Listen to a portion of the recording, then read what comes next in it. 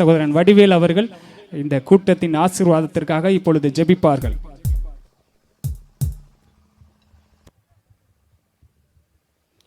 ஜெபம். துதிக்கு பாத்திரரே, துதிகள் மத்தியிலே வாசம் செய்யக்கூடியவரே, 64 ஆண்டுகளாக இந்த இடத்துல தலையினை வைத்து 2 நாள் கூட்டத்தை நன்மை செம்மையுமாக திருச்செவின் சார்பில் நடைபெற்று வருகிறது. ஆண்டவரே, விசேஷமாய் 65வது ஆண்டிலும் கூட உம்முடைய பிள்ளைகளாக நாங்கள் காலமே புறப்பட்டு ஜெபித்தபடி நன்மை செம்மையுமாய் பிரயாணத்தை வாக்கிய பண்ணி இந்நாளிலே ஆண்டவரை சுவிசேஷத்தை கேட்டு ஆண்டவரை ரட்சிக்கப்பட்ட பிள்ளைகளுக்கு ஞானஸ்தான கூட்டமானது ஆண்டவரை ஒழுங்கு செய்யப்பட்டிருக்கிறது. இந்த நாளிலே ஞானஸ்தானத்தை எடுக்கக்கூடிய பிள்ளைகளுக்கு வருகிறக்கூடிய மூப்பர்கள், விசுவாசிகள், செய்தியாளர்கள், எங்களை போன்ற பரதேசிகள் வந்து ஜெபத்தோடு இந்த ஆண்டவரே இந்த ஞானஸ்தான கூடத்தை உம்முடைய கரத்தில் ஒப்பு கொடுக்குறோம். அதற்கேற்ற அதிகாரங்கள், வசனங்கள், தியானங்களை வருகிற இந்த அனைவருக்கும் ஞானஸ்தானம் பெறக்கூடிய பிள்ளைகளுக்கும் ஆசீர்வாதமாக இருக்கட்டும். அதற்காக ஜெபித்து மகிமையான பாடலை படித்து கர்த்தருடைய வார்த்தையை கேட்கப் போகிறோம். மீதியுள்ள நேரங்களையும் சமயங்களையும் நீர் ஆசீர்வதித்தருளும். இயேசு கிறிஸ்து நாமத்தை கெஞ்சுகிறோம் பரமபிதாவே, ஆமென். நன்றி. இப்பொழுது நம்முடைய 65வது தலையணை முகாமின் முதல் பாடலாக நம்முடைய பாடல் புஸ்தகத்தில் உள்ள 183வது பாடலை நாம் யாவரும் சேர்ந்து பாடி ஆண்டவரை துதித்து அவருடைய நாமத்தை மகிமைப்படுத்துவோமாக. துதித்து பாடிட பாத்திரமே, துங்கவன் இயேசுவின் நாமம் அது, துதிகளின் மத்தியில் வாசம் செய்யும் தூயனை நேயமாய் ஸ்தோத்தரிப்போமே. அற்புதமே அவர் நடத்துதலே, ஆனந்தமே பரமானந்தமே, நன்றியால் உள்ளமே மிக பொங்கிடுதே, நாம் அல்லேலூயா துதி சாற்றிடுவோம் என்கிற பாடலை யாவரும் கரங்களை தட்டி உற்சாகமாய் அவருடைய நாமத்தை துதித்து மகிமைப்படுத்துவோம். 183வது பாடல்.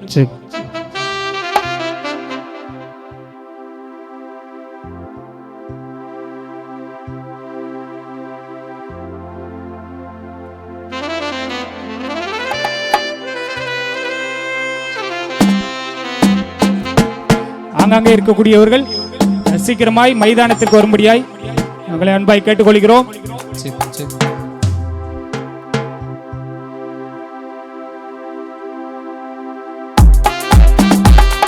எல்லாரும் உச்சமாக கரங்களை தட்டி பாடலாமா?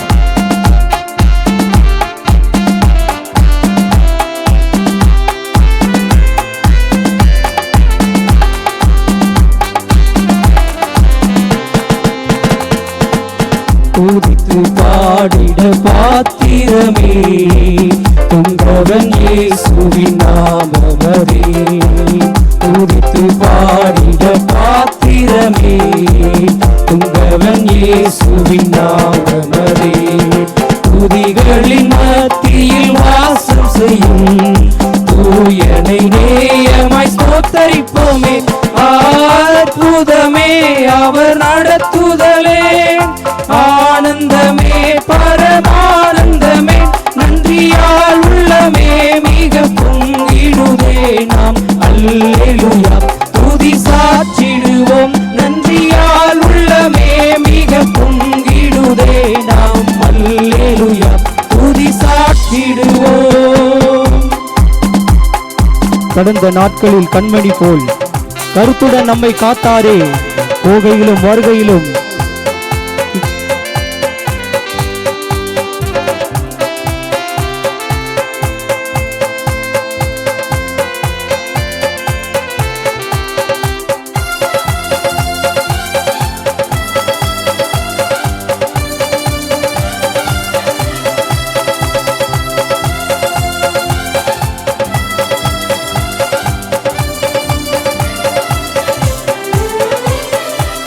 கடந்த நாட்களில் கண்மணி போல் கருத்துடன் நம்மை காத்தாரே.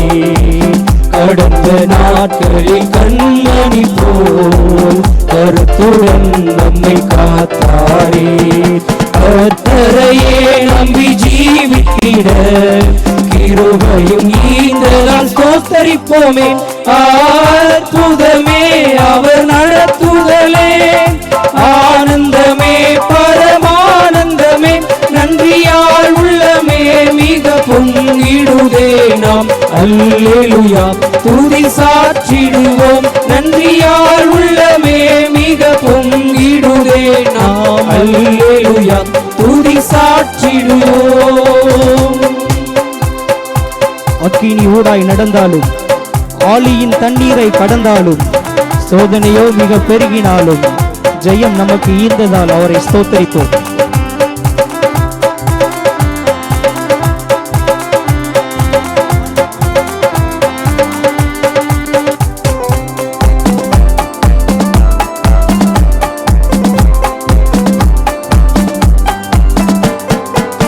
அக்கினி ஊடாய் நடந்தாலும் ஆழியின் தண்ணீரை கடந்தாலும் அக்கினி ஊடாய் நடந்தாலும் ஆழியின் தண்ணீரை கடந்தாலும் சோதனையோ மிக பெருகினாலும் ஜெயம் நமக்கு ஈந்ததால் ஸ்தோத்தரிப்போமே.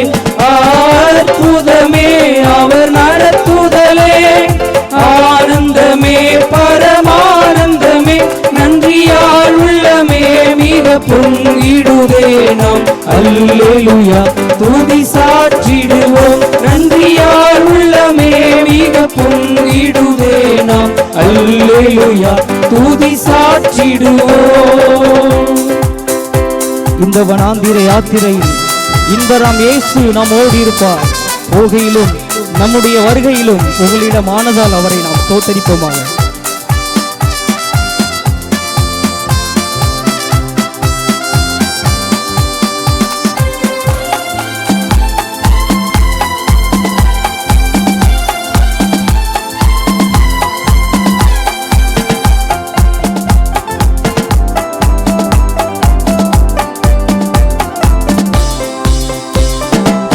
இந்த வனாந்திர யாத்திரையில் இன்பராம் இயேசு நம்மோடு இருப்பார். இந்த வனாந்திர யாத்திரையில் இன்பராம் இயேசு நம்மோடு இருப்பார். போகையிலும் நம் வருகையிலும் புகலிடமானதால் ஸ்தோத்தரிப்போமே.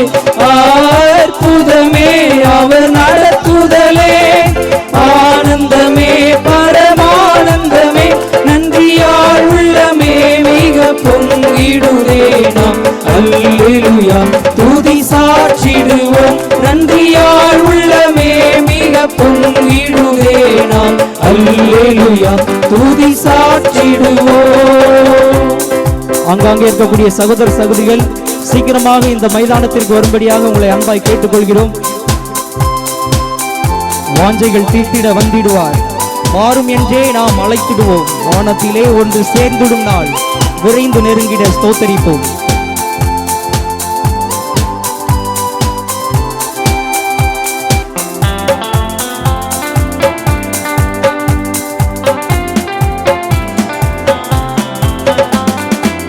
வாஞ்சைகள் தீர்த்திட வந்திடுவார்.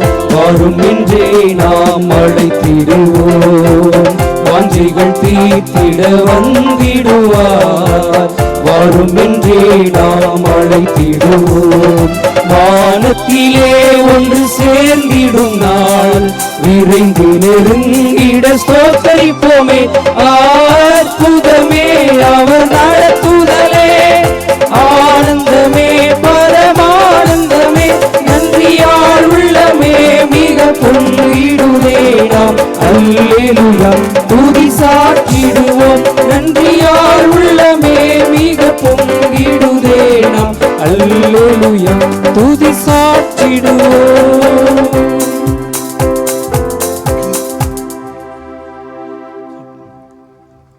நம்முடைய பாடல் புத்தகத்தில் 443வது பாடலை பாடலாம்.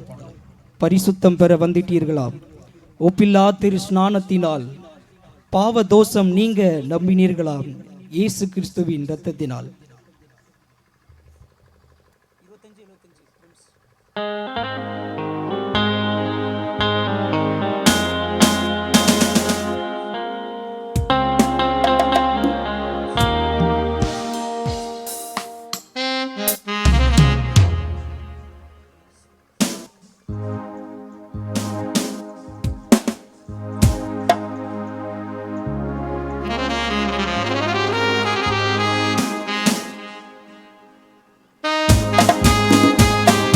எல்லாரும் உச்சமா கரங்க தட்டி படலாம்.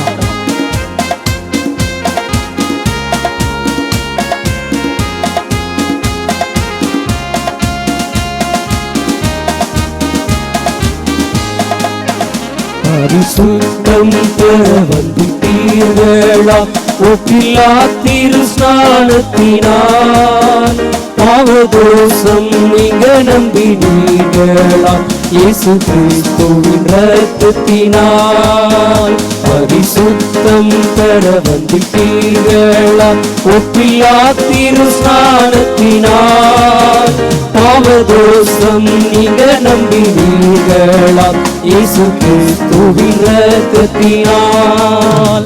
மாசில்லா சுத்தமாம் திரு புண்ணிய தீர்த்தத்தினால் குற்றம் நீங்கி விட குணமாறிற்றாம் இயேசு கிறிஸ்துவின் இரத்தத்தினால். மாசில்லா சுத்தமாம் திரு புண்ணிய தீர்த்தத்தினால் குற்றம் நீங்கி விட குணமாறிற்றாம் இயேசு கிறிஸ்துவின் இரத்தத்தினால்.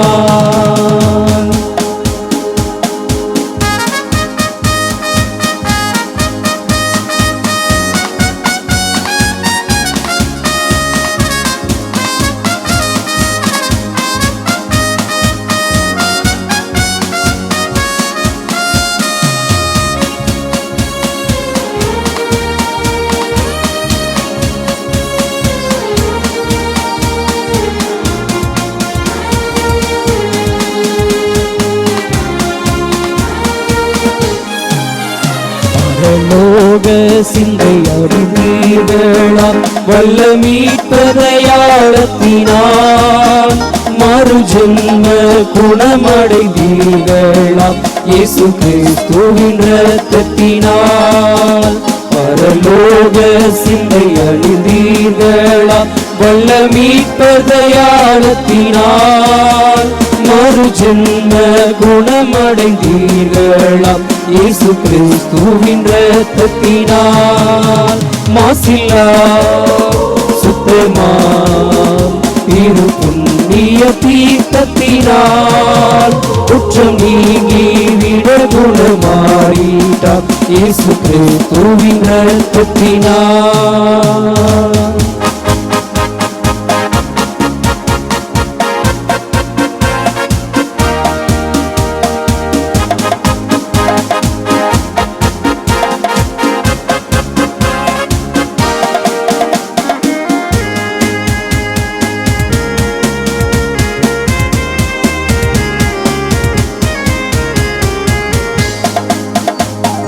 வாழன் வர கழிப்பீர்களாம் தூய நதியின் ஸ்நானத்தினால் மோட்சக்கரை எரி சுகிப்பீர்களாம் இயேசு கிறிஸ்துவின் இரத்தத்தினால். மணவாளன் வர கழிப்பீர்களாம் தூய நதியின் ஸ்நானத்தினால் மோட்சக்கரை எரி சுகிப்பீர்களாம் இயேசு கிறிஸ்துவின் இரத்தத்தினால். மாசில்லா சுத்தமாம் திரு புண்ணிய தீர்த்தத்தினால் குற்றம் நீங்கி விட குணமாறிற்றாம் இயேசு கிறிஸ்துவின் இரத்தத்தினால். மாசுக்கரை நீக்கும் ஈச பாவியே சுத்த இரத்தத்தின் சக்தியினால் முக்தி பேருண்டாக்கும் குற்றவாளியே இயேசு கிறிஸ்துவின் இரத்தத்தினால்.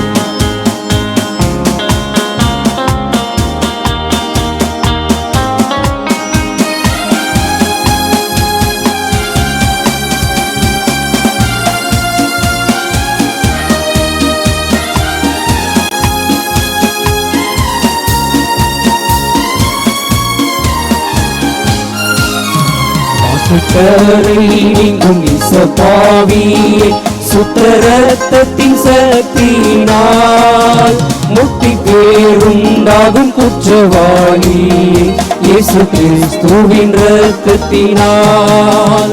மசுக்கரை நீங்கும் இசப்பாவியே பாவியே சுத்த ரத்தத்தின் சக்தியினால் முக்தி பேருண்டாகும் குற்றவாளியே இயேசு கிறிஸ்துவின் ரத்தத்தினால் மாசில்லா சுத்தமா திரு புண்ணிய தீர்த்தத்தினால் குற்றம் நீங்கி விட குணமாறிட்டார் இயேசு கிறிஸ்துவின் ரத்தத்தினால் மாசில்லா சுத்தமா திரு புண்ணிய தீர்த்தத்தினால் குற்றம் நீங்கி விட குணமாறிட்டார் இயேசு கிறிஸ்துவின் ரத்தத்தினால்.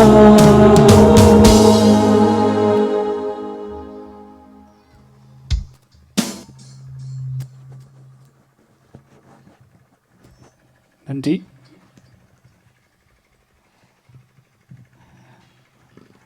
இன்னும் வராமல் நிறைய பேர் இருக்கீங்க, வாங்க சீக்கிரமாக வாங்க. இப்பொழுது நாம் தேவனுடைய வார்த்தையை கேட்கும்படியாக இருக்கிறோம். இந்த வார்த்தையின் ஆசீர்வாதத்திற்காக முரம்பிலே மவுண்ட் சியோனிலே கர்த்தருடைய ஊழியத்தை செய்யக்கூடிய சோரன் தியாகராஜன் அவர்கள் இப்பொழுது ஜெபிப்பார்கள்.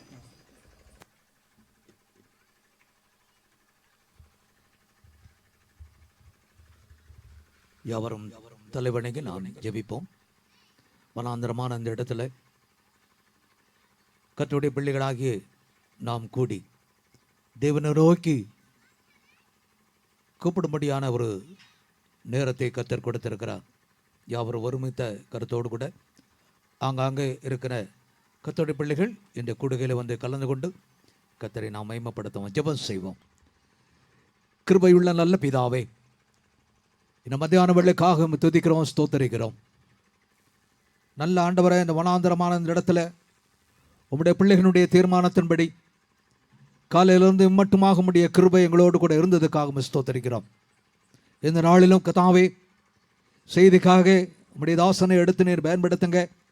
சரீர பலவீனங்கள் இல்லாதபடி ஆவிக்குரிய பலனை உம்முடைய மகனுக்கு தந்து ஞானஸ்தானத்துக்கு ஒப்பு கொடுத்த சகோதர சகோதரிகள் வாலிப பிள்ளைகளுக்கு ஏற்ற வார்த்தைகளை பரத்திலிருந்து நீர் அனுப்பி உம்முடைய பிள்ளைகளை வேத வசனத்தின் மூலமாக ஆளுகை செய்யும்படியாக நாங்கள் வேண்டுதல் செய்கிறோம்.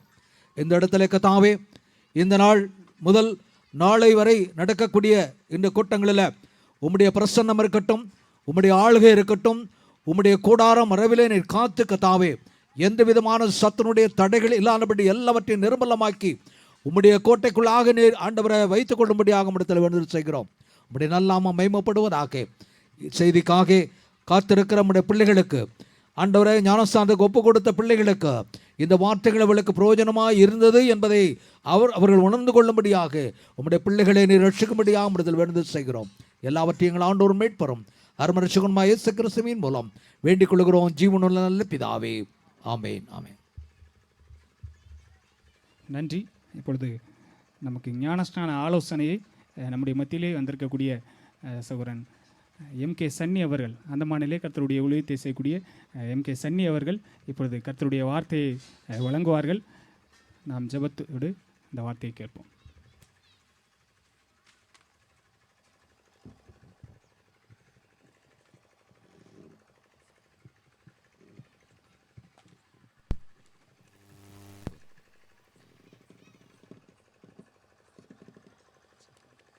கர்த்தருடைய பரிசுத்த நாமம் மகிமைப்படுவதாக.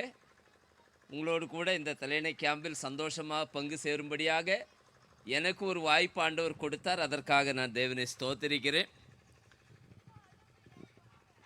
உங்களைப் போல ஒரு விவசாய குடும்பத்தில் பிறந்து வளர்ந்ததினாலே கிராமத்தில் வந்த நேரம் செலவிடுவது எனக்கு மிகவும் சந்தோஷமான ஒரு அனுபவம். அதனாலே உங்களில் ஒருவரை போல இன்றைக்கு சந்தோஷத்தோடு நிற்கிறேன். யாரும் சந்தோஷமாக இருக்கிறேன் என்று நினைக்கிறேன். இந்த நேரம் ஏற்கனவே மத்தியானத்துக்கு மேலே கொஞ்சம் இடைவேளை தூக்கம் வருகிற நேரம்தான். ஆனாலும் உற்சாகத்தோடு வந்து அமர்ந்திருக்கிற உங்களை நான் பாராட்டுகிறேன். விசேஷ வண்ணமாக இன்றைக்கு ஞானஸ்நானத்துக்காக ஒப்பு கொடுத்து அதற்காக ஆயத்தமாக இருக்கிற தேவ பிள்ளைகளுக்காக நான் கர்த்தரை ஸ்தோத்திரிக்கிறேன். ரொம்ப நேரம் செய்தி இழுக்காமல் சொல்ல வேண்டியது அவசியமாக நேரத்துக்குள் சொல்லி முடிக்க நான் ஆசைப்படுகிறேன். அதற்காக நாம் ரோமருக்கு எழுதின நிருபம் 6வது அதிகாரம் அதனுடைய 3 இலிருந்து 5 வரை வசனங்களை வாசிப்போம். ரோமருக்கு எழுதின நிருபம் 6வது அதிகாரம் அதனுடைய 3ஆம் வசனத்திலிருந்து 6வது வசனம் வரைக்கும்.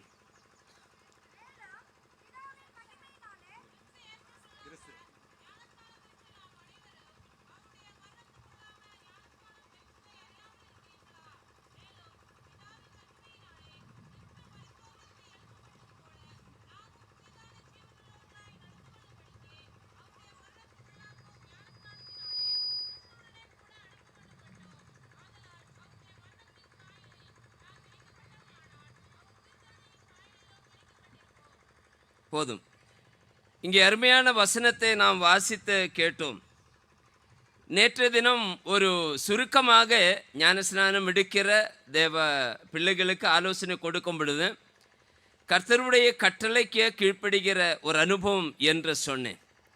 எதனால் இது நான் செய்கிறேன் என்று நீங்கள் கேட்டால், இது மனிதனுடைய கட்டளை கிடையாது, கர்த்தருடைய பரிசுத்தமான கட்டளை. இது கட்டாயம் செஞ்சுதானும். இது ஆப்ஷனல், வேணும்னா செய்யலாம், வேண்டான்னா வேண்டான்னு வைக்கிறதுக்கு எங்களுக்கு அதிகாரம் கிடையாது. கர்த்தர் சொன்னதே நாங்கள் உங்களுக்கு சொல்லுகிறோம். அந்த காரியத்தை நீங்கள் செய்ய வேண்டிய கட்டாயம் உங்களுக்கும் எனக்கும் இருக்கிறது என்று உணர்த்தினேன். ரட்சிக்கப்பட்ட தேவ பிள்ளைகள் மட்டும்தான் ஞானஸ்நானம் எடுக்கணும். இது சபையில் சேருவதற்காக எடுக்கிற ஒரு கடமை அல்ல. ரட்சிக்கப்பட்டவர்கள் கர்த்தருடைய பரிசுத்த கட்டளையாக இருக்கிற இந்த ஞானஸ்நானத்தினுடைய தேவனை மகிமைப்படுத்த வேண்டும் என்பது நான் உங்களுக்கு ஆலோசனையாக நேற்றைய தினம் சொன்னேன். ஆனால் ஞானஸ்நானம் எடுத்த பிறகு ஞானஸ்நானம் எடுக்க போகிற சகோதரர்களும் ஞானஸ்நானம் எடுத்து வாழ்ந்து வருகிற பிள்ளைகளும் விசுவாச பிள்ளைகளும் நாம் கடைபிடிக்க வேண்டிய காரியங்கள் என்னவென்று ஒரு சில வார்த்தையின் மூலமாக உங்கள் மத்தியில் சொல்ல விரும்புகிறேன். அந்த காரியத்தை விசேஷமாக யாவரும் கவனம் செலுத்தணும். இன்றைக்கு ஞானஸ்நானம் எடுக்க போகிற அருமையான சகோதர சகோதரிமார்கள் அதை கவனத்தோடு கேட்க வேண்டும் என்று உங்களிடத்தில் நான் கேட்டுக்கொள்கிறேன். அங்கே 4வது வசனம், மேலும் பிதாவின் மகிமையினாலே கிறிஸ்து மரித்தோரிலிருந்து எழுப்ப பெற்றது போல நாமும் புதிதான ஜீவனுக்குள்ளவர்களாய் நடந்து கொள்ளும். அப்படின்னா we should walk in the newness of life. புதிதான ஒரு வாழ்க்கைக்குள் நீங்கள் என்ன செய்யணும்? நடந்து. முதலாவது, இவ்வளோ நாள் வாழ்ந்த வாழ்க்கை அல்ல, இனி வாழப்போகிற வாழ்க்கையை குறித்த பரிசுத்த வேதாகமம் சொல்லுகிறது. ஒரு புதிதான வாழ்க்கை, அது நடந்து கொள்ள வேண்டும் என்று சொன்னால் நீங்கள் ஒரு நாள் கடைபிடித்தால் பத்தாது, வாழ்நாள் முழுவதும் அந்த சத்தியத்துக்குள் நீங்கள் நடந்து கொள்ளணும். இன்றைக்கு ஒரு தீர்மானம் எடுத்து, ஆண்டவரே உம்முடைய கட்டளைக்கு நான் கீழ்ப்பட்ட, நான் வெளியரங்கமாக தேவனுடைய பிள்ளை என்று அறிக்கை செய்கிறேன், நான் கர்த்தரை விசுவாசித்து ஏற்றுக்கொண்ட ரட்சிக்கப்பட்ட ஒரு தேவ மகன் தேவ மகள் என்று நான் சொல்லும் பொழுது இந்த சாட்சியத்தில் என்னுடைய கடைசி மூச்சு போவது வரைக்கும் ஆண்டவரே நான் இந்த விசுவாசத்தில் நிலநிற்க வேண்டும் என்ற சிந்தனையோடு கூட நீங்கள் வாழ வேண்டும். இங்கே வாசிக்கும் பொழுது புதிதான ஜீவனுக்குள்ளவர்களாய் நடந்து கொள்ள இந்த ஞானஸ்நானத்தினுடைய உங்களுக்கு நான் புத்தி சொல்லுகிறேன். 1 கொரிந்தியர் 10வது அதிகாரம் அதனுடைய 2வது வசனத்தை வாசித்து கேட்கலாம்.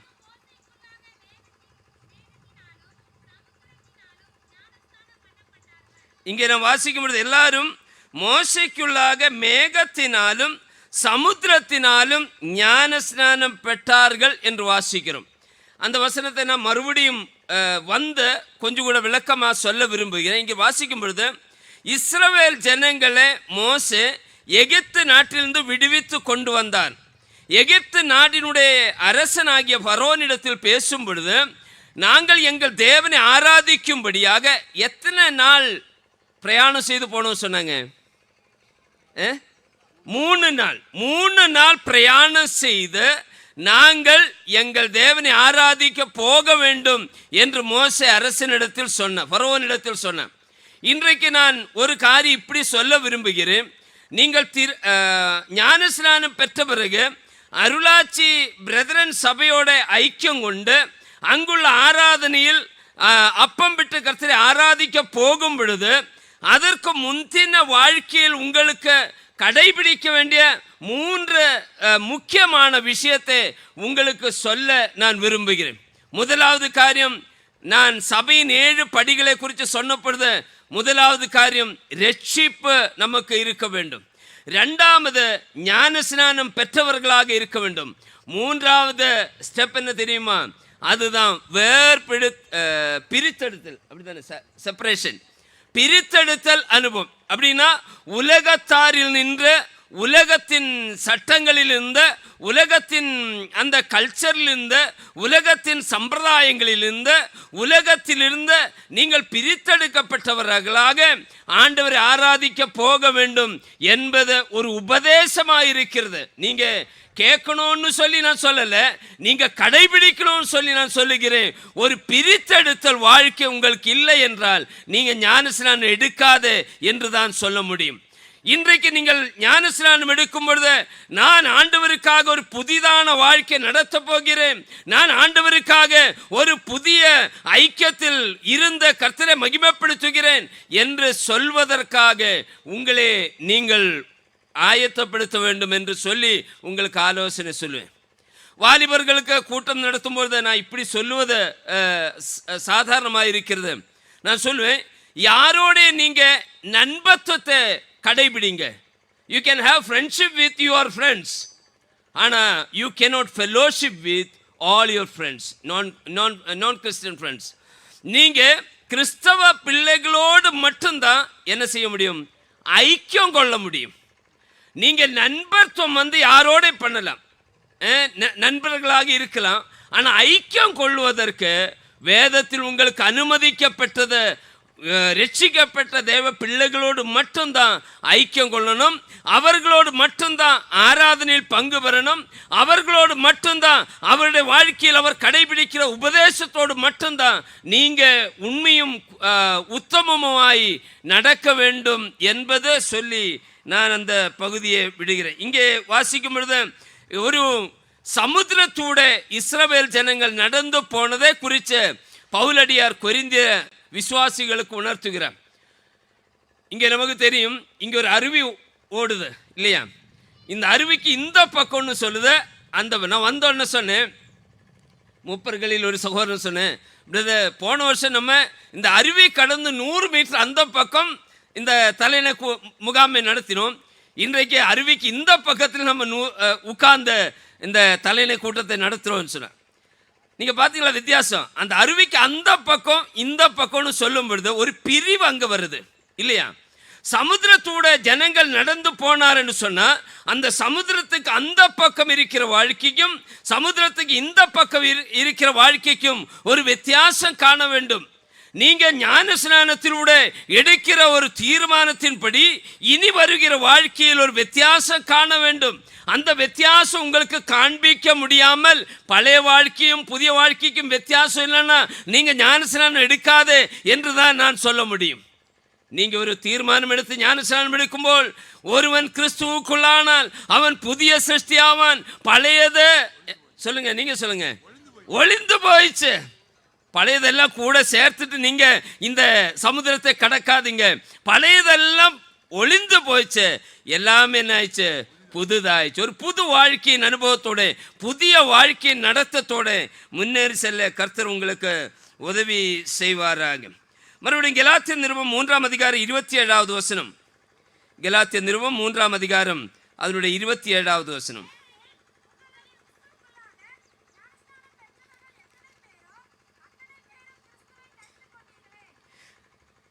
ஞானஸ்நானம் பெற்றவர்கள் எத்தனை பேரோ அத்தனை பேரும் கிறிஸ்துவை தரித்து கொண்டீர்களே என்ற அப்போஸ்தலனாகிய பவுலடியார் கலாத்திய விசுவாசிகளுக்கு எழுதும் பொழுது எழுதுகிறோம்.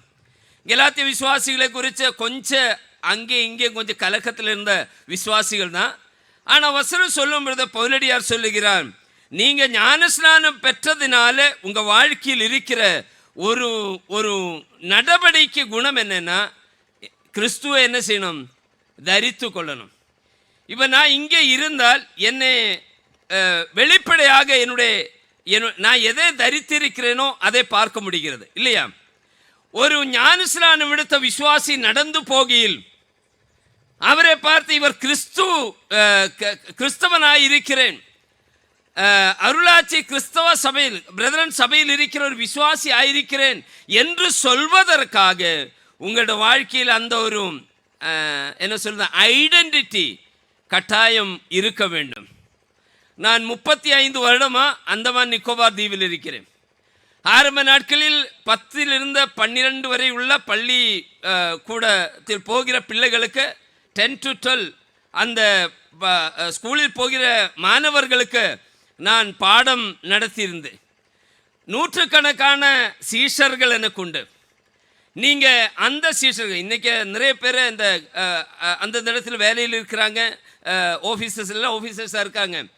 நீங்கள் அவங்ககிட்ட போயிட்டு சன்னி சார் ஒரு செவப்பு பேண்ட் போட்டு போனது நான் பார்த்தேன்னு சொன்னால் அவர் அடித்து சொல்லுவார், சன்னி சார் செவப்பு பேண்ட் போடவே மாட்டார்.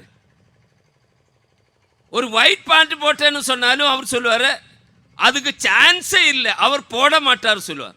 காரணம் என்ன தெரியுமா? இந்த 35 வருடம் என்னோட பேண்ட்டு பிளாக்காக தான் இருக்குது.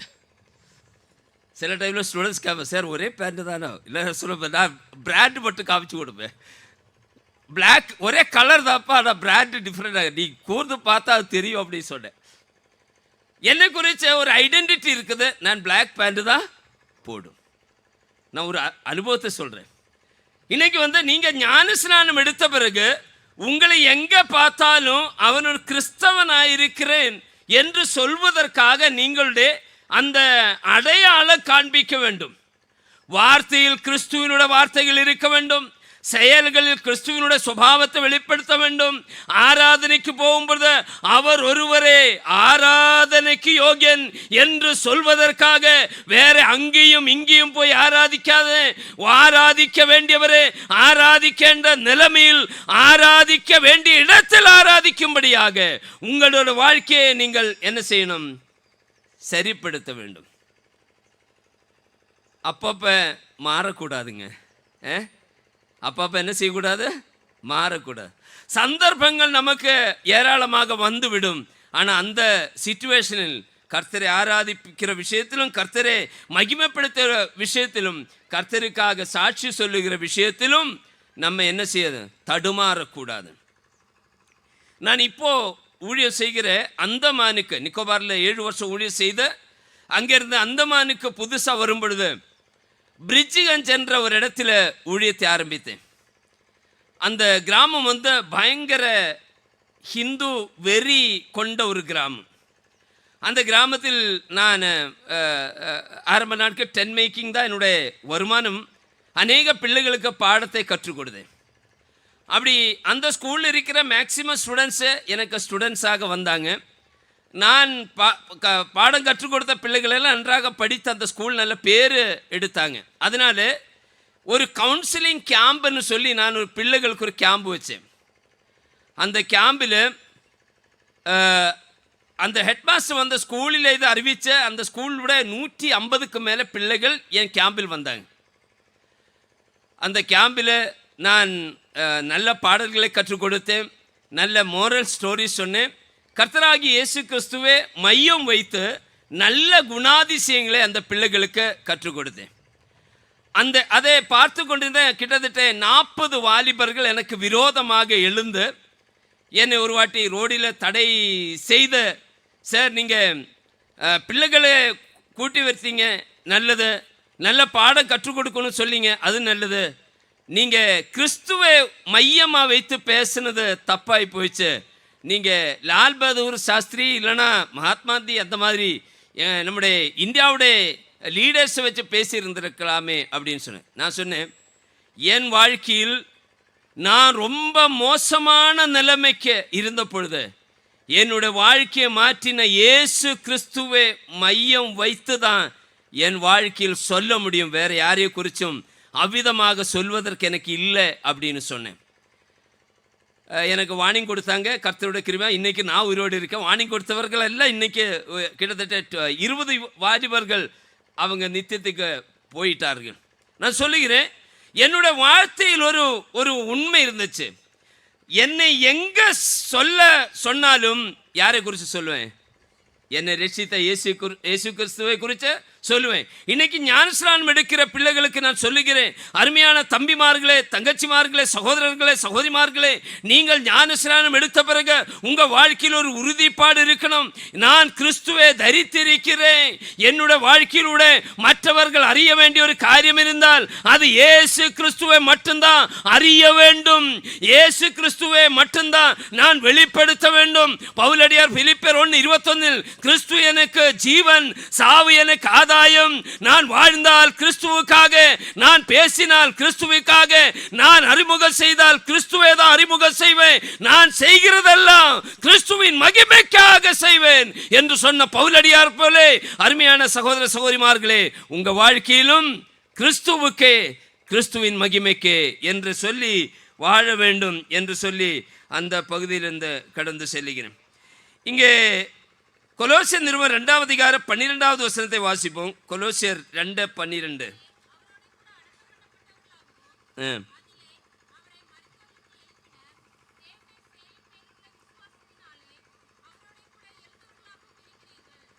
இங்கே வாசிக்கும் பொழுது ஒரு அந்த வாக்கியத்தினுடைய ஒரு பகுதி மட்டும், தேவனுடைய செயலின் மேல் உள்ள விசுவாசத்தினாலே, தேவனுடைய செயலின் மேல் உள்ள விசுவாசத்தினால். அப்படின்னா ஞானஸ்நானம் எடுக்கிற பிள்ளைகளுக்கு ஒரு வாஞ்சை இருக்கு, என் வாழ்க்கையில் யாருடைய செயல் நடக்கணும்? தேவனுடைய செயல் நடக்கணும். அந்த செயல் நடக்கணும்னா மற்றவங்க சொல்லி சொல்லி நடக்க வைக்காமல் அந்த செயல் என்னோட விசுவாசத்தினால் என்ன செய்யணும்? நடக்கணும். அந்த செயல் என்னோட விசுவாசத்தினால நடக்கணும். ஞானஸ்நானம் எடுக்கிற பிள்ளைகளே, மிகவும் தாழ்வோட கேட்கிறேன், தேவன் மேல் உங்களுக்கு ஒரு விசுவாசம் இருக்க வேண்டும். நேற்று செய்தியில் சொன்னேன், அவர் வல்லவராயிருக்கிறார். உங்களை முற்றுமுடிய ரட்சிக்க வல்லவராயிருக்கிறார். உங்களுடைய பரீட்சையில் உங்களுக்கு ஜெயம் கொடுக்க அவர் வல்லவராயிருக்கிறார். உங்களுடைய தேவைகளை சந்திக்கும்படியாக உங்களை ஸ்திரப்படுத்தி நடத்த அவர் வல்லவராயிருக்கிறார். உங்களுடைய வாழ்க்கையில் எதிர்காலத்தை குறித்துள்ள ஒரு பயம், மரணத்தை குறித்த பயம் இருந்தால் அதை அவர் கீழ்ப்படுத்தி அதன் மேல் ஜெயம் கொண்ட வல்லவராயிருக்கிற தேவன் என்னோடு கூட இருக்கிறார் என்ற ஒரு சிந்தனை. கடைசியாக மகிமையில் அவர் என்னை சேர்த்து கொள்வார் என்ற நம்பிக்கையோட அவர் வல்லவராய் இருக்கிறார் என்று என்ன செய்யணும்? சிந்திக்கணும். அவர் வல்லவராயிருந்தால் உங்களுக்கு கஷ்டம் இருக்குமா? எனக்கு என்னுடைய இப்போ இருக்கிற சபையில் இருக்கிற 99% விசுவாசிகளும் புதிய தலைமுறை விசுவாசிகள், புதுசாக ஆண்டவர் ஏற்றுக்கொண்டு வந்த விசுவாசிகள். அவர்களை கூட்டமாக வந்ததுனால ஒரு நபர், ஹைலி எஜுகேட்டட் பர்சன் தான், அவர் எனக்கு விரோதமாயிடுச்சு. ஒரு நாள் ஃபோன் பண்ணி கேட்டேன், பாஸ்டர் சன்னிதானா அப்படின்னு கேட்டேன். ஆமான்னு சொன்னேன். கிறிஸ்தவனாக என்ன செய்யணும்னு கேட்டேன்.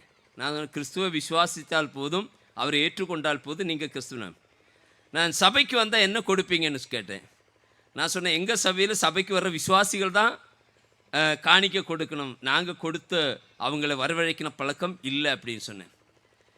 அப்போ அடுத்த வாக்கு, எங்கள் ஆள்களை எல்லாம் நீங்கள் சபையில் சேர்க்குறீங்க, உன்னை கை வெட்டுவேன், கால் வெட்டு அப்படின்னு எல்லாம் சொல்லி எனக்கு ஒரு வார்னிங் கொடுத்தேன். நான் சொன்னேன், சகோதரனே, ரொம்ப பொறுமையோடு கேட்பேன், சகோதரனே, நீங்கள் சொல்லுகிற நீங்களும் ஆண்டவருடைய இந்த ரட்சிப்பு பெற வேண்டும் என்பது தான் என்னுடைய ஆசையும் ஜெபமும் என்று சொன்னேன். அதற்கு பிறகு மிகவும் பொறுமையோடு இருந்தேன். நான் சொன்னேன்ல, கர்த்தருடைய சமூகத்தில் பொறுமையோடு காத்திருந்தால், அவர் வல்லவராயிருக்கிறார் என்ற அந்த நம்பிக்கை இருந்தால் உங்களால் வெற்றி பெற முடியும். திடீரென்று எனக்கு இருக்கிற அந்த பதவியினாலே, அந்த வசதியினாலே எஸ்பிக்கு ஒரு கம்ப்ளைண்ட் கொடுக்கலான்னு நினைச்சோம். ஆனால் அடுத்தபடி ஆண்டவர் சொன்னார், எஸ்பி பெரிதா ஆண்டவர் பெரிதா? நான் என் கூட இருக்கிற 2-3 சகோதரர்களுக்கு லீடர்ஷிப்பில் இருக்கு, அவங்ககிட்ட சொன்னேன், இப்படி ஒரு பிரச்சனை நடந்திருக்கு அப்படின்னு சொன்னேன். நாங்கள் ஜெபித்தோம். என்ன நடந்தது தெரியுமா? அவர் வல்லவராயிருக்கிறார். அவருடைய 2 ஆண் பிள்ளைகள் அவங்களுக்கு. சின்ன பையன் சென்னையில் படிக்கிற, அவன் பைக் ஆக்சிடெண்ட்டில் அவன் தை போன், இந்த கால் 2ஆக உடஞ்சிச்சு. ஊருக்கு வந்தேன். ட்ரீட்மெண்ட் எடுத்து திரும்பி வந்து இவங்க 2 பேரும் husband and wife highly professional தான். அவங்க வண்டியில் போகும்போது அந்த வண்டி ஒரு காரணம் இல்லாமல் பள்ளத்தில் விழுந்துச்சு. அடுத்து அந்த மேடம் வந்து காலு யானை முட்டு வந்து பெட்டில் படுத்தாச்சு. அதோட அவங்க புரிஞ்சிட்டாங்க, ஆண்டவரோட மோதுவது நல்லதில்லை.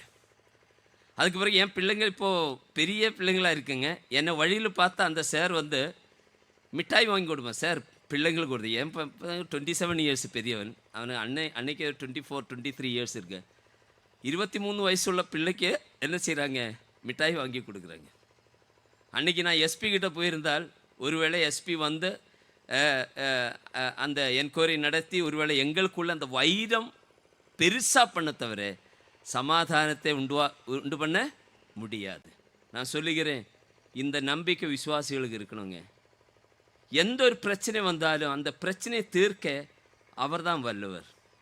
அந்த தேவனால் முடியாத காரியம் ஒன்று இல்லை என்று நீங்கள் என்ன செய்யணும், நம்பணும். அவரால் எல்லாம் முடியும். அந்த தேவனுக்கு கோடாகோடி ஸ்தோத்திரம் அர்ப்பணம் செய்கிறோம்.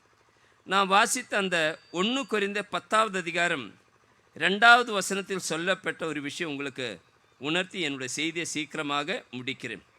எல்லாரும் மோசைக்குள்ளாக மேகத்தினாலும் சமுத்திரத்தினாலும் ஞான ஸ்நானப்பட்டார்கள் என்று வாசிக்கிறோம். அப்படின்னா ஒரு பிரித்தெடுத்தல் வாழ்க்கையை நமக்கு என்ன செய்யணும், இதிலிருந்து உண்டாகணும். ஞான ஸ்நானம் எடுக்கிறவர்கள் நாளைக்கு என்ன செய்யக்கூடாது, தவறான பாதையில் போகக்கூடாது. எங்கள் சபையில் வருகிற எல்லாருக்கும் எல்லா பழக்க வழக்கங்களும் இருந்துச்சு. இவங்களை ஒரு வழி கொண்டு வர்றதுக்கு நான் படுற பாடம் எனக்கு தான் தெரியும். ஒரு சகோதரன் குடிப்பழக்கத்தை விட்டுட்டோம், மற்ற இந்த தப்பான உறவுகள் அந்த பழக்கத்தை எல்லாம் விட்டுட்டோம். ஆனால் அவர் விடாத ஒரு பழக்கம் இருந்துச்சு. சபைக்கு வரும்பொழுது மட்டும் யாருக்கு தெரியாது, அவர் பான் போடுவார். வெத்தில தானே, பான் தானே, வெத்தில போடுவார். சபைக்கு நான் இது வரைக்கும் பார்த்ததில்லை. ஒரு நாளைக்கு என்னுடைய ஜீப் வந்து பொலேரோ ஜீப் வந்து ஒர்க் ஷாப்பில் ஆயிடுச்சு. ஒர்க் ஷாப்பில் கொடுத்துட்டு நான் வீட்டுக்கு வந்தேன். அந்த வேலை முடித்தோடனே என்ன அவங்க கால் பண்ண ஒர்க் ஷாப்பில் இருந்து, நான் அந்த வாகனத்தை எடுக்கிறதுக்காக ரிட்டர்ன் போகிறேன். எனக்கு வண்டி இல்லாததுனால நான் பஸ்ஸில் ஏறி போனேன். அவர் அந்த டைமில் தான் ஆஃபீஸ்லேருந்து சாப்பாடுக்கு வீட்டுக்கு வந்த பஸ்ஸில் ஏறி நல்லா இவ்வளோ திக்கா பான் போட்டு அப்படியே அப்படி பண்ணிட்டு ஒரு சீட்டில் உட்காந்துருங்க. அந்த பஸ்ஸில் வேறு ஒரு சீட்டும் காலி இல்லை, அவர் பக்கத்தில் இருக்க சீட்டு தான் காலி. நான் போய் அப்படியே உட்கார்ந்தேன். இவர் பார்த்தோன்னு இவருக்கு என்ன செய்யணும், முழுங்கவும் முடியாது, வெளியே துப்பவும் முடியாது. அவருடைய கஷ்டத்தை புரிஞ்சுனா கொஞ்ச நேரம் தலை திருப்பி உட்கார்ந்தேன். அதுக்குள்ளே வெளியே துப்பிட்டு அந்த பழக்கத்தை மறைமுகமாக செஞ்சு வந்தார். அன்னைக்கு லாஸ்ட்டு பான் சாப்பிட்டதா, அதுக்கு பிறகு சாப்பிட்டதே இல்லை. நான் சொல்கிறேன், ஆண்டவர் உங்களுக்கு ஒரு பிரித்தெடுத்தல் வாழ்க்கைக்கு கொண்டு வந்துட்டார்னா பழைய சுபாவங்களை என்ன செய்யக்கூடாது, செய்யாதுங்க. ஒருவேளை மனிதர் உங்களை பார்க்க மாட்டார்கள் என்று நினைச்சு நீங்கள் பண்ணினாலும் பரலோகத்தின் தேவன் உங்களை பார்க்கிறார். அவர் முன்னாடி உங்களால் ஒன்றும் என்ன செய்ய முடியாது, மறைக்கவே முடியாது. அதற்காக உங்களை நீங்கள் ஆயத்தப்படுத்தி ஒப்பு கொடுக்கணும் என்று சொல்லி அந்த பகுதியை விடுக. யாத்ராகமத்திலிருந்து ஒரு ஆலோசனை உங்களுக்கு சொல்லி முடிக்கிறேன். யாத்ராகமம் 8வது அதிகாரம் 25வது வசனத்தை வாசியுங்களேன். யாத்ராகமம் 8வது அதிகாரம் 25வது வசனம்.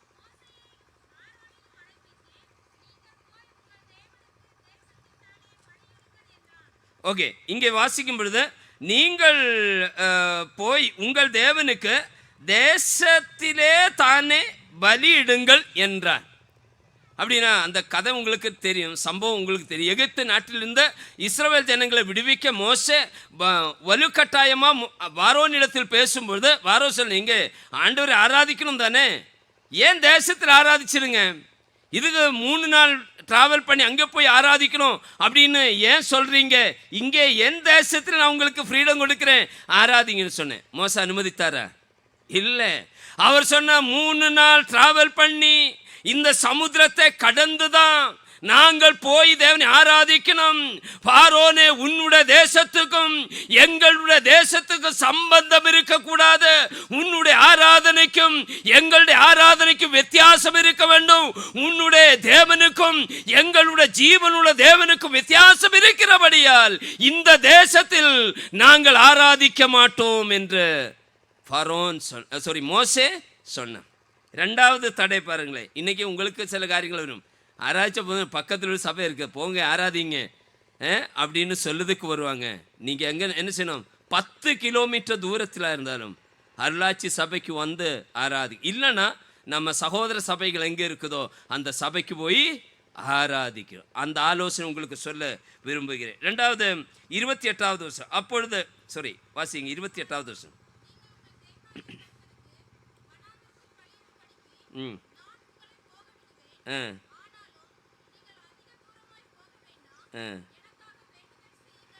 ஓகே, இங்கே பாருங்களேன், நீங்கள் அதிக தூரம் போக வேண்டாம். எங்கள் தேசத்தில் ஆராதிச்சு கொள்ளுங்க. இப்போ என்னை விட்டு போனோன்னா கொஞ்சம் தூரம் போயிட்டு என்ன செய்யணும்? ஆராதிங்க.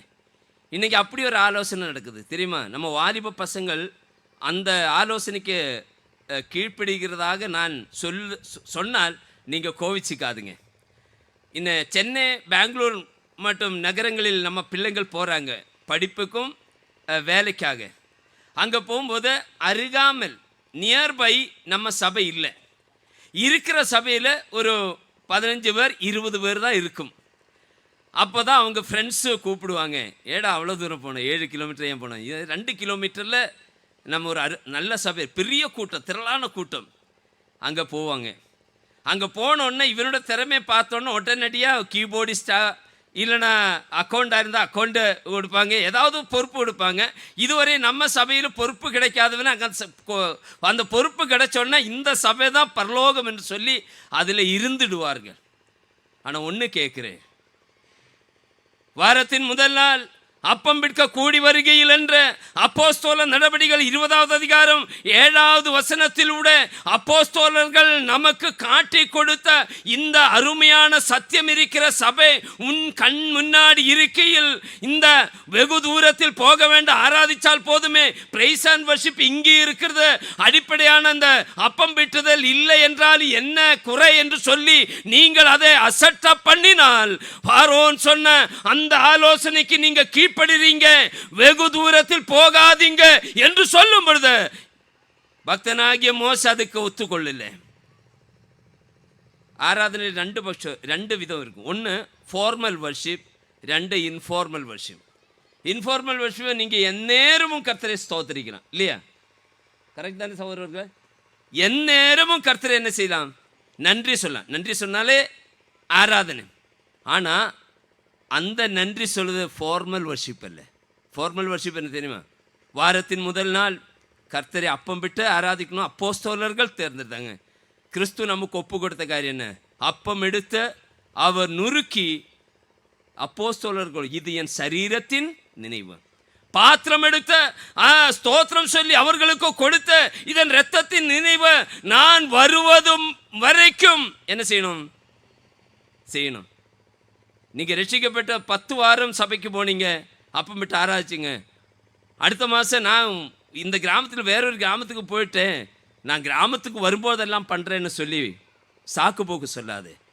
வாரத்தின் முதல் நாள்னா உங்கள் உள்ளத்தில் வாஞ்சை இருக்கு, ஆண்டவரே நான் வாரத்தின் முதல் நாள் கர்த்தரை ஆராதிக்க போகிறேன். நான் ரட்சிக்கப்பட்ட ஞானஸ்நானம் பெறுவதற்கு முன்னாடி நான் சொன்னேன், விவசாய குடும்பத்தில் தான் பிறந்து வளர்ந்தேன். எங்களுக்கு ஏராளம் இந்த வயல்கள் இருக்கு. இந்த டிராக்டர் வந்தால் மேலே இருந்து அப்படியே உழுது வரும். எங்கள் இடத்துக்கு அது சண்டே வந்தால் கூட அவங்களுக்கு வேலை இருக்கும். நான் ஞானஸ்நானம் பெறுவதற்கு முன்னாடி சண்டே இந்த வேலைக்காரங்க வந்திருக்காங்க, அந்த இடத்துல வேலை செய்கிறாங்க, கொஞ்சம் பார்த்துங்கன்னு சொன்னால் நான் போயிடுவேன். ஆனால் ரட்சிக்கப்பட்ட ஞானஸ்நானம் எடுத்த பிறகு என் தாயால் என்னிடத்தில் சொல்லவே மாட்டேன். சொன்னாலும் நான் நிற்க மாட்டேன் ஞாயிற்றுக்கிழமை. ஆமாம், இன்றைக்கி நீங்கள் என்ன சொன்னாலும் பரவாயில்ல, நான் ஆலயத்துக்கு தான் போவேன். ஒரு கட்டுப்பாடு அந்த நாட்களில் வைத்ததினாலே என்னை ஆதரிக்கிறவனே நான் ஆதரிப்பேன் என்று சொன்ன கர்த்தர் இன்றைக்கு என்ன உங்கள் மத்தியில் இந்த சத்தியத்தை சொல்லும்படியாக உயிரோடு வைத்திருக்கிறார். நான் சொல்லுகிறேன், வெகு தூரத்தில் போகாதுன்னு ஆலோசனை நிறைய பேர் சொல்லுவாங்க, நீங்கள் கேட்காதீங்க. 10வது அதிகாரம் அதனுடைய 11வது வசனம்.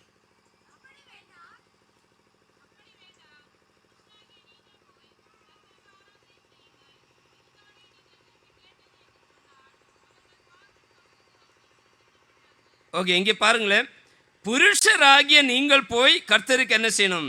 ஆராதனை செய்யுங்க. யாருடைய ஆலோசனை? ஃபாரோனுடைய ஆலோசனை, மோசையுடைய ஆலோசனை இல்லை. மோசை சொல்கிற நாங்கள் எல்லாருமே போக வேண்டும். இப்போ சொல்கிறது புருஷராய நீங்கள் போங்க, பாதி பாதியாக போங்க. ஏன் ஃபுல்லாக வீடு? யோசுவா சொல்ல, நானும் என் குடும்பத்தாருமோ கர்த்தரை சேவிப்போம். குடும்பமாக போங்க. உங்கள் குடும்பம் ரட்சிக்கப்படலாம், நீங்கள் ஜெபியுங்க. ஆண்டவரே என் குடும்பம் ரட்சிக்கப்பட வேண்டும், அந்த பாரத்தோட ஜெபியுங்க. ஆண்டவர் உங்கள் ஜெபத்தை கேட்டு அந்த வாஞ்சி அறிந்த உங்கள் குடும்பத்தோட ஆலயத்துக்கு போக ஆண்டவர் வாய்ப்பு கொடுப்பார். அதனுடைய 24வது வசனம்.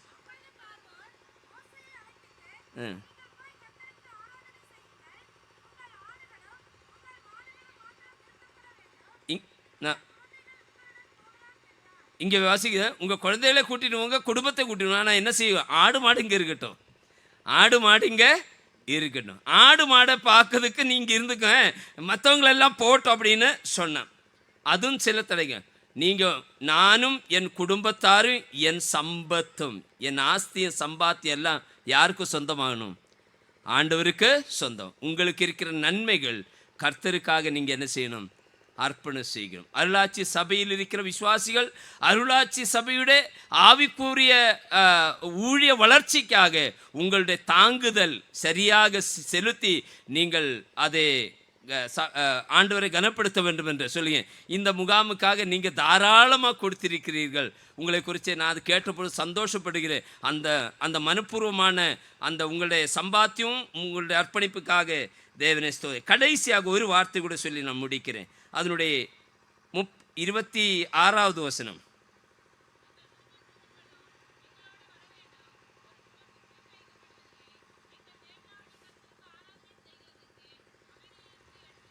ஓகே, போதும். அதில் ஒரு வசனம் மட்டும் நான், ஒரு குழம்பும் பின் வைக்கப்படுவதில்லை. ஒரு குழம்பும் என்ன செய்யுது? பின் வைக்கப்படுவதில்லை. அப்படின்னா ஃபாரோனே, உன்னுடைய தேசத்தில் எங்களுடைய ஒரு ரிமைன்ஸ் இருக்கக்கூடாது. ஃபாரோனே, என்னுடைய ஆடு இங்கே இருக்குது, என்னுடைய ஒரு மாடு இங்கே இருக்குது சொல்லி நான் சமுத்திரத்தை கடந்த எகிப்து நாட்டுக்கு வருவதற்கு எனக்கு இடம் வரக்கூடாது. ஒரு குழம்பும் இந்த எகிப்து நாட்டில் இருக்கக்கூடாது என்று மோசே பார்வோனிடத்தில் சொன்னார். புதிய ஏற்பாடில் ஒருத்தருக்கு அப்படி ஒன்று இருந்துச்சு. அதனால ஒரு பெரிய ஆபத்து வந்துச்சு. யாருன்னு தெரியுமா? பேதுரு எல்லாம் விட்டு ஆண்டவர் பின்பற்றினான்னு சொன்னேன். ஆனால் ஒரு காரியம் அவரை அந்த மைண்டிலிருந்து விடலை. என்ன தெரியுமா? அந்த வலையும் படகு என்ன செஞ்ச ஒரு இடத்துல சேஃபாக வச்சுட்டு தான் பின்பற்றினேன். 3 வருஷம் பொறுத்து அவர் ஆண்டவர் பரலோகத்துக்கு எடுத்து கொள்ளப்பட்டவருக்கு திடீர்னு ஞாபகம் வந்துச்சு, ஆண்டோட பிள்ளைகளும் கூட இல்லைனாலும் ஒன்று எனக்கு இருக்குது, என்னுடைய பழைய தொழிலுக்கு சம்பந்தமான படகு இருக்குது, வலை இருக்குது, அதனால தான் அந்த கடலுக்கு போனா. பேதுருவே, நீ வெற்றி பெறாதவன். ஆவிக்குரிய வாழ்க்கையில் ஒரு குழம்பும் பின்னணியில் வைக்க கூடாதுங்க. எகிப்து நாட்டை விட்டு நீங்க என்ன செய்யணும்? பை பை சொல்லிடணும். இனிமே எகிப்து நாடு உங்களுக்கு சொந்தம் அல்ல. சுருக்கமாக ஒரு வார்த்தை சொல்லுங்க. ஞான ஸ்நானத்திலூட நீங்கள் ஒரு புதிய ஒரு நடப்பத்தில் வரப்போகிறீங்க. நீங்கள் you are a newness in walk of life. ஜீவியத்தில் ஒரு நல்ல நடத்தத்துக்காக, புதிய நடத்தத்துக்காக தீர்மானம் செய்யுங்க. அதற்காக என்ன செய்யணும்? கர்த்தரை தரித்து கொள்ளணும். அதற்காக என்ன செய்யணும்? உங்களை விசுவாசத்தில் நீங்கள் உறுதிப்பாடு இருக்கணும். அதற்காக என்ன செய்யணும்? நீங்கள் கர்த்தர் எல்லாவற்றையும் சம்பாளிக்கக்கூடிய உண்மையுள்ள வல்லவராகிய தேவன் என்று நம்பிக்கை வைத்து அவரையே பின்பற்ற வேண்டும். அப்படி நீங்கள் ஞானஸ்நானம் எடுக்கும் பொழுது எகிப்தினுடைய ஆலோசனைக்கு நீங்கள் என்ன செய்ய மாட்டீங்க? நீங்கள் கீழ்ப்படி மாட்டீங்க. இங்கே இருந்துக்கப்பா, நீங்கள் எல்லாம் பண்ணோன்னா இங்கே இருந்துட்டு செஞ்சுக்கோ அப்படின்னு சொன்னால், வேண்டா, எனக்கு பிரித்தெடுத்தல் வாழ்க்கையில் தான் இருக்கணும், இந்த வெகு தூரத்தை போகான்னு சொன்ன இல்லை. வசனத்தை சொன்ன வண்ணமாக வாரத்தின் முதல் நாள் கர்த்தருடைய பந்தியை அந்த அப்பம் விட்டு ஆராதிப்பது எனக்கு விட்டு விட முடியாதப்ப. எங்கே நீங்கள் எங்கே போட்டாலும் அந்த ஆராதனை விட்டு நான் எங்கேயும் போகாது. 3வது, பாதியாக போங்கப்பா. எதுக்கு எல்லாரும் போகணும் அப்படின்னு கேட்டால், இல்லை, குடும்பமாக தான் கர்த்தருக்கு நான் மகிமையை சொல்லுவேன். என்னுடைய சொத்தும் சம்பாத்தியமும் ஆண்டவருக்கு தகுந்தது, அவருக்கே நான் பயன்படுத்துவேன்.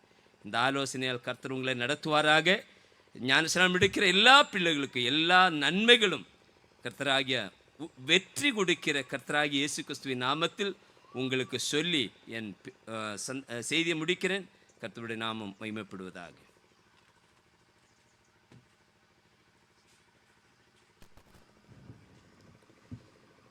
இப்பொழுது ஞானஸ்தானம் எடுக்கக்கூடியவர்களை நான் பெயர் வாசிக்கிறேன்.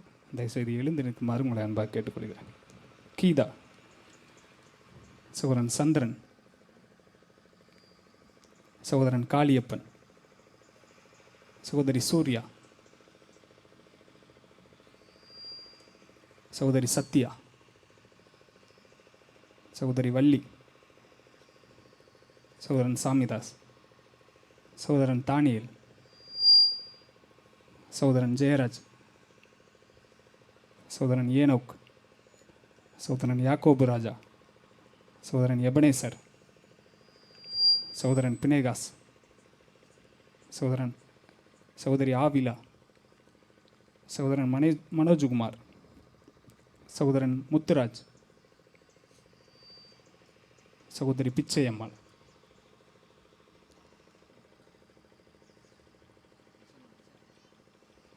இவர்கள் எல்லாரும் இப்பொழுது ஞானஸ்தானத்திற்கு ஒப்பு கொடுத்திருக்கிறார்கள். கர்த்தர் இவர்களை முடிவு பரியந்தம் காத்துக்கொள்ளும்படியாக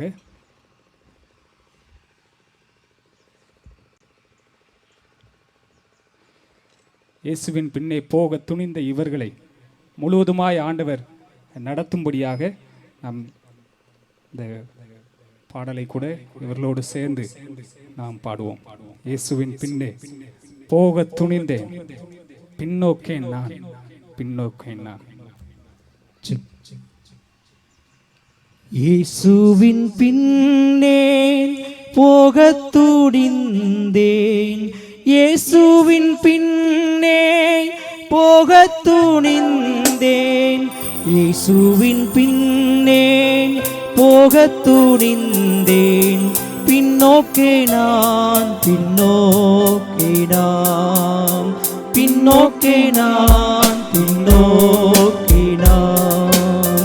உலகம் என் பின்னே, சிலுவை என் முன்னே, உலகம் என் பின்னே, சிலுவை என் முன்னே, உலகம் என் பின்னே, சிலுவை என் முன்னே, பின்னோக்கே நான், பின்னோக்கே நான், பின்னோக்கே நான், பின்னோக்கே நான். கஷ்டம் என் பாக்கியம், நஷ்டம் என் லாபம், கஷ்டம் என் பாக்கியம், நஷ்டம் என் லாபம், கஷ்டம் என் பாக்கியம், நஷ்டம் என் லாபம், பின்னோக்கே நான், பின்னோக்கே நான், பின்னோக்கே நான், பின்னோக்கே நான். முன் வைத்த காலை பின் வைக்க மாட்டேன், முன் வைத்த காலை பின் வைக்க மாட்டேன், முன் வைத்த காலை பின் வைக்க மாட்டேன், பின்னோக்கே நான், பின்னோக்கே நான், பின்னோக்கே நான், பின்னோக்கே நான். இயேசுவை நம்பி மோசம் போவதில்லை, இயேசுவை நம்பி மோசம் போவதில்லை, இயேசுவை நம்பி மோசம் போவதில்லை, பின்னோக்கே நான், பின்னோக்கே நான், பின்னோக்கே நான், பின்னோக்கே நான். ஆண்டவரிடம் இவர்களை ஒப்படைத்தவர்களாய் நாம் ஜெபிப்போம். யாவரும் முழங்கால் படியும். பரலோகமே எதிர்பார்த்து கொண்டிருக்கக்கூடிய ஒரு தருணம். ஒரு பாவி மனம் திரும்பும் போதே மிகுந்த சந்தோஷம் உண்டாயிருக்கும் போது ஆண்டவர் நம்முடைய சபையிலே 18 ஆத்துமாக்களை, ஆண்டவரே உமக்கு மகிமை உண்டாகட்டும், இவர்களை உம்முடைய கரத்திலே ஒப்படைக்கிறோம். நீர் இவர்களை முழுவதுமாய் பொறுப்படுத்திக் கொள்ளும்படியாய், அவருடைய வாழ்க்கை முழுவதுமாய் நடத்தும்படியாய் இவர்களை உம்முடைய கரத்திலே ஒப்படைத்து நாங்கள் ஜெபிக்கிறோம். உம்முடைய பின்னே போக உம்முடைய கரத்தை பிடித்தவர்களாய் வந்திருக்கிற இவர்களை நீர் ஆசீர்வதி. முன்வைத்த காலை பின் வைக்காமல் உம்மை நோக்கி பார்த்து இவர்கள் தங்களுடைய வாழ்க்கையை வாழ உதவி செய்யும். இப்படியே ஜெபசந்தையில் இருப்போம். சிதம்பரப்பேரி சங்கனாப்பேரியிலே கர்த்தருடைய ஊழியத்தை செய்யக்கூடிய சிவரன் பாக்கியநாதன் அவர்கள் இப்பொழுது ஜெபிப்பார்கள்.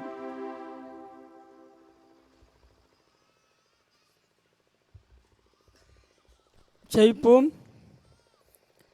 எங்கள் பிதாவை ஸ்தோத்திரிக்கிறோம். ஆசீர்வதிக்கப்பட்ட கர்த்தாவை இந்த மத்தியான வேளைக்காக நன்றி செலுத்துகிறோம். இந்த வேளையிலும் கூட தேவரீ ஒரு கூட்ட மக்களை 18 நபர்களை கர்த்தாவே சோதரம் ஆண்டவரே உலகத்தை விட்டு ஜாதியை விட்டு ஜனத்தை விட்டு பாசியை விட்டு கோத்திரத்தை விட்டு ஆண்டவர் சமுதாய பழக்க வளங்களை விட்டு வெளியே கொண்டு வந்திருக்கிற ஸ்தோத்திரம். நம்முடைய பிள்ளைகள் ஸ்நானத்துக்கு ஒப்பு கொடுத்திருக்கிறார் ஸ்தோத்திரம். வானம் பொறித்து கொண்டிருக்கிறது. உலகம் சந்தோஷப்பட வேண்டிய விஷயம். இந்த காரியங்கள் நம்முடைய பிள்ளைகளை கத்தா முன் வரும்படியான கிருபை தந்திருக்கிற ஸ்தோத்திரம்.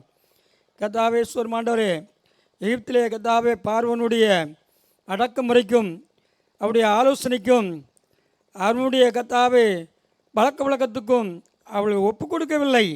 பிரித்தெடுக்கப்பட்டுள்ளாக அவன் சொல்லுக்கெல்லாம் கீழ்ப்படியவில்லை. பெண்களை விட்டுவிட்டு போங்கள், பிள்ளைகளை விட்டுவிட்டு போங்கள், நீங்கள் போயிட்டு வாருங்கள் என்று சொல்லும் பொழுதும் கூட அவள் முற்றுமுடிய பிரித்தெடுக்கப்பட்டவளாக ஆண்டவரே அவர்கள் அங்கே மேகத்தினாலும் சமுத்திரத்தினாலும் ஸ்நானம் பண்ணப்பட்டார்கள். ஆண்டவரை சமுத்திரத்தை கடந்து ஆண்டவர் வாழ்க்கையை தொடர்ந்தார்கள் சொல்லி பார்க்குறோம். இப்படியாக நம்முடைய பிள்ளைகள் கத்தாவே பல பிரச்சனைகள் பல போராட்டங்கள் எதிர்ப்பு மத்தியிலும் கூட கத்தாவே நம்முடைய பிள்ளைகள் கடந்து வந்து இன்றைக்கு அவளுக்கு கொடுத்துருக்கிற சீவன் சுகத்துக்காக சுக நன்மைக்காக இன்றைக்கு ஒப்பு கொடுத்து நம்முடைய ராஜ்யத்தின் பங்காளியாக ஆக்கப்பட்டிருக்கப்படினாலுமே ஸ்துதிக்கிறோம், சோத்தரிக்கிறோம், ஆண்ட வாழ்த்தி வணங்குகிறோம். இரக்கமுள்ள தேவனை நம்முடைய பிள்ளைகள் ஒப்பு கொடுத்து மட்டுமல்ல ஸ்நானம் பெற்ற பிறகு தன்னை முற்றிலுமாய் ஒப்பு கொடுக்கப்பட்டு கத்தாவே மாமிசத்தோடு ரத்தத்தோடு மதமல்ல இப்பிரபஞ்சத்தின் அந்தகார லோகோதனுடைய வானமண்டல பொல்லாதாவிட உங்கள் போராட்டம் உண்டு என்று சொல்வது போல அந்த போராட்டத்தில் வெற்றி சேர்க்க பண்ணும்படியாக கிருபை செய்ய வேண்டும் என்று ஜெபிக்கிறோம், வாழ்த்தி வணங்குகிறோம். இரக்கமுள்ள தெய்வம் உடைய பிள்ளைகள் உலகத்தையும் சாத்தானையும் பாவத்தையும் உடைய பலத்தை கொண்டு வெல்லும்படியான கிருபை தர வேண்டும் என்று ஜெபிக்கிறோம், வாழ்த்தி வணங்குகிறோம். தேவரிகத்தாவே இந்த நாளும் கூட தேவகத்தாவே இந்த நாட்களும் கூட அப்பொழுது பிள்ளைகளையும் கூட கர்த்தர் அதிகமாக ஆசீர்வதிக்க வேண்டும். அது குடும்பத்துக்கும் சமுதாயத்துக்கும் ஆண்டவர் அவர்கள் உலகத்தாருக்கும் ஒரு முன்மாதிரியான ஒரு எடுத்துக்காட்டான வாழ்க்கையை வாழும்படியாக கர்த்தர் உதவி செய்ய வேண்டும் என்று ஜெபிக்கிறோம். சகலத்தையும் பொறுப்படுத்திக் கொள்ள இப்படியும் கூட நாங்கள் ஆயத்தப்பட்டு புறப்படுகிறோம். பிரயாணத்தை ஆசீர்வதிக்க வேண்டும். சமத்தோடு சென்று சமத்தோடு ஸ்நானம் முடித்து வரும்படியாக கிருபை செய்ய வேண்டும் என்று ஜெபிக்கிறோம், வாழ்த்துகிறோம். துதிக நம்மை எடுத்துக்கொள்ளும். இயேசு கிறிஸ்து மூலமாய் வேண்டிக் கொண்டு நல்ல பிதாவே, ஆமென்.